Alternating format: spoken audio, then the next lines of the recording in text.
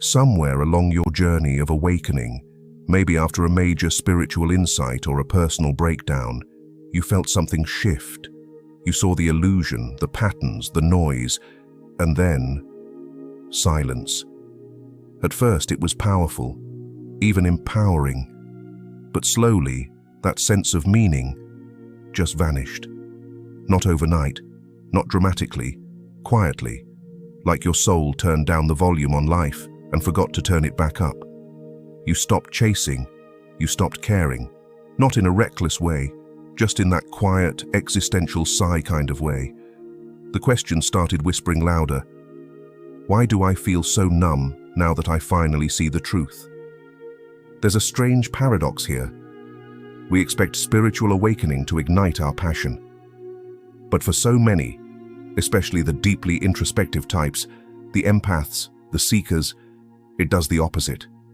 It empties us. I remember talking to a friend, super bright, spiritually attuned, obsessed with all the right books, Eckhart Tolle, Alan Watts, Krishnamurti. Then she had a massive awakening after a dark night of the soul. She got it. She said she saw through the illusion of identity, ego, chasing external success. And yet 2 months later, she was staring at her ceiling, barely able to get out of bed. She told me, "I used to cry over not achieving enough. Now I don't care whether I do anything at all. I thought awakening would light me up, not leave me like this." Carl Jung, the father of analytical psychology, hinted at this post-awakening fog years ago. He didn't talk in trendy spiritual terms, but he understood what happens when the unconscious becomes conscious.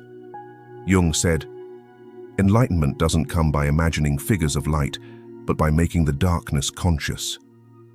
That sounds beautiful, until you realize what it means. Awakening isn't the end. It's the beginning of a psychological death, the death of who you thought you were. The structures that gave your life meaning, goals, careers, relationships, even your sense of time, all collapse. But here's the catch Jung would point out. Your ego isn't gone. It's confused. It lost its map. And without a new map, motivation disappears. So it's not that you're depressed or lost motivation. You're just in limbo. You've woken up from something, but you haven't woken up into something else yet. But here's where it gets fascinating and deeply misunderstood. What you're feeling right now isn't failure. It's not depression or anxiety in the clinical sense. It's something ancient and sacred. Jung actually warned that our modern world avoids this phase at all costs, this sacred pause, this void, this in-between.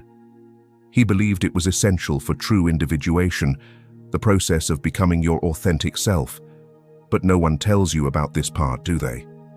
And that's exactly what we're going to unravel next. What's really happening in your psyche after awakening, and how this loss of motivation might be the biggest spiritual upgrade you've ever experienced, if you understand it right. Before we continue, if you're someone who loves expanding your mind and exploring the deeper layers of life, make sure to subscribe to Fractal Wisdom.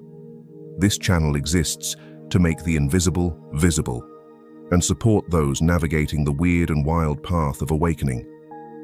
So if you've been floating in that post-awakening fog, wondering where your spark went, no, you're not crazy. You're going through a psychological shift most people can't name. A change so deep it doesn't just tweak your thinking, it reprograms your operating system. All the goals you used to chase, the to-do lists, the 5-year plans, the hustle culture playlists, they don't move you anymore. Not because you're failing, but because your motivation system itself is collapsing. And Carl Jung saw this coming long before it became a trending topic on social media. Let's break this down. For most of your life, your motivation came from your ego identity, the me you thought you were. You wanted to prove yourself, be seen, be successful, be loved. That's not a bad thing. It's just how human development works. Jung called this the persona, the mask we wear to function in society. But the awakening process strips the mask. Suddenly, you're not trying to be liked, you're not trying to win the game, because you see the game, and that's where it gets weird. Without the mask, your old goals don't fit anymore. They were tailored to a version of you that doesn't exist. So now you're like a character in a play who stepped off stage and can't figure out what their lines are anymore. That's why you feel unmotivated. You didn't lose drive. You outgrew the fuel that powered it. Carl Jung believed that we're not here to serve the ego. We're here to integrate it, to align it with something bigger. He named this process individuation, the journey of transforming from a fragmented identity into a whole, unified self. Not the small self that wants praise, but the self that transcendent, the soul-level center inside you that connects to everything. And this self doesn't care about status or approval or even clarity. It's here to express truth. So once the awakening happens, your psyche starts recalibrating. It begins rejecting anything fake, forced, or ego-based. That includes jobs, relationships, ambitions, and even your carefully crafted dream board from 2021.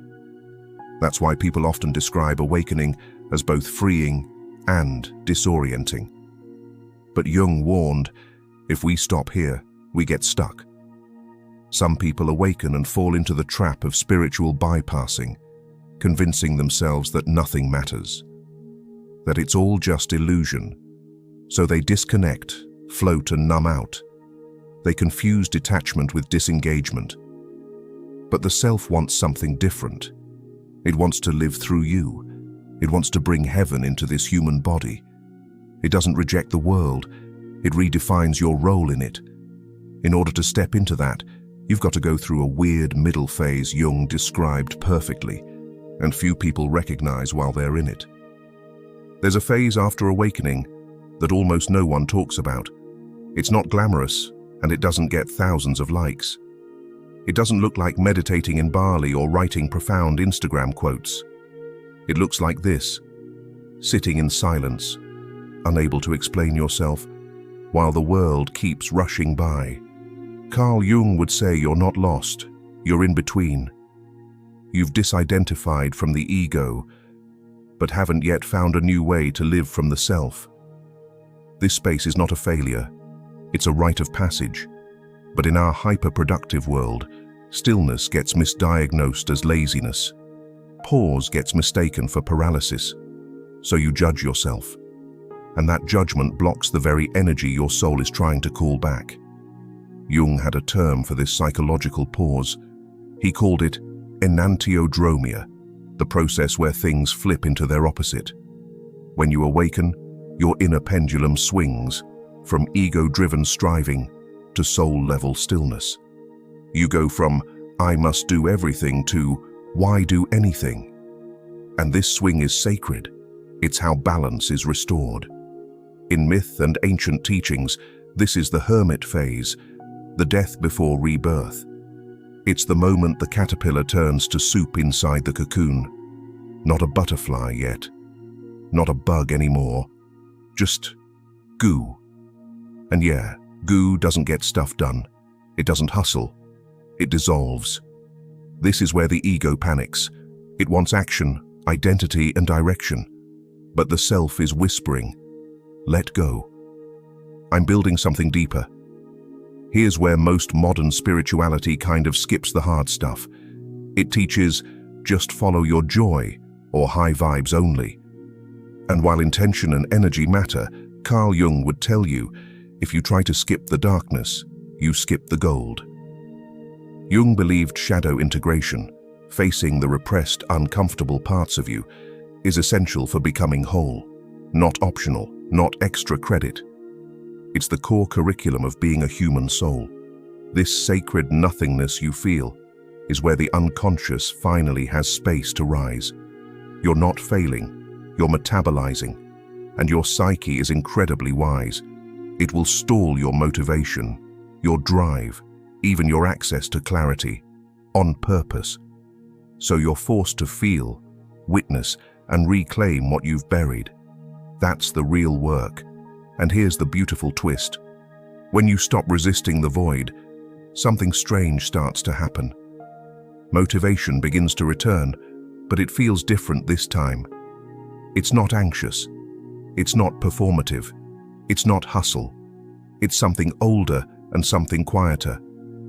A kind of soul-led movement that feels like remembering instead of chasing. Jung called this the emergence of the self. Not as a concept, but as a living inner compass. So you've walked through the void. You've felt the silence, the stillness, the deep pause. And now something new is starting to stir inside you. Not a lightning bolt and not fireworks. More like a quiet inner pull. Not to go back to your old life, but to build a new one. This is where the self begins to speak. Not in words, but in nudges, in resonance, in what Carl Jung called the symbolic life. He believed that once the ego has surrendered and the unconscious is integrated, we become capable of living from a place deeper than personality.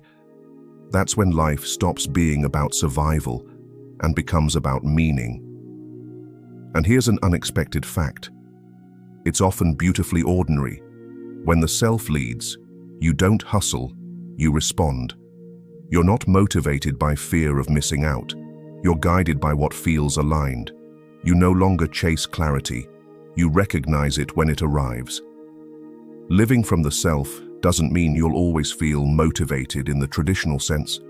You might still feel waves of fatigue, confusion, even grief. That's being human. But what you won't feel is that constant sense of inner betrayal, the feeling of dragging yourself through a life that doesn't fit. Instead, you might start to notice you're drawn to create, even when no one's watching. You say no to things that don't resonate, even if they look good on paper. You start following your curiosity, not your checklist. You choose peace over performance. This is the new fuel. It's not adrenaline, it's alignment. Jung called this living symbolically, not in fantasy, but with soul, where you begin to trust your inner imagery, dreams, synchronicities, gut feelings, as guidance. So what does this look like in real life? Sometimes it's as simple as asking different questions. Instead of, "What should I do?" Ask, "What's quietly calling me?" Instead of, "What's the plan?" Ask, "Where is life nudging me?"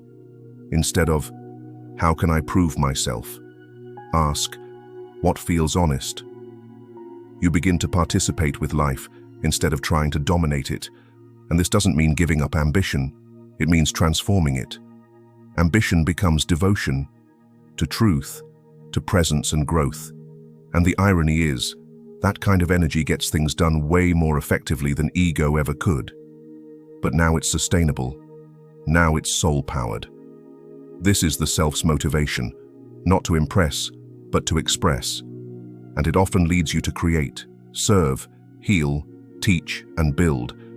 Not because you should, but because your whole being says, yes. So if you've been feeling like your spark is gone after awakening, it's the old fire that burned down so that you could find a deeper flame, one that doesn't flicker when external winds blow. Carl Jung didn't promise an easy path. And if you're here, listening to this, you're already walking that path.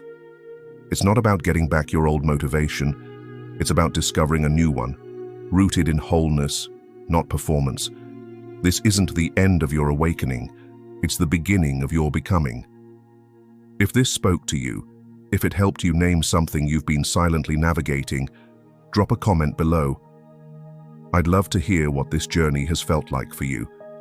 And if you want more content like this, where we explore psychology, soul, and self-awareness in ways that actually make sense for real life, make sure to subscribe to Fractal Wisdom.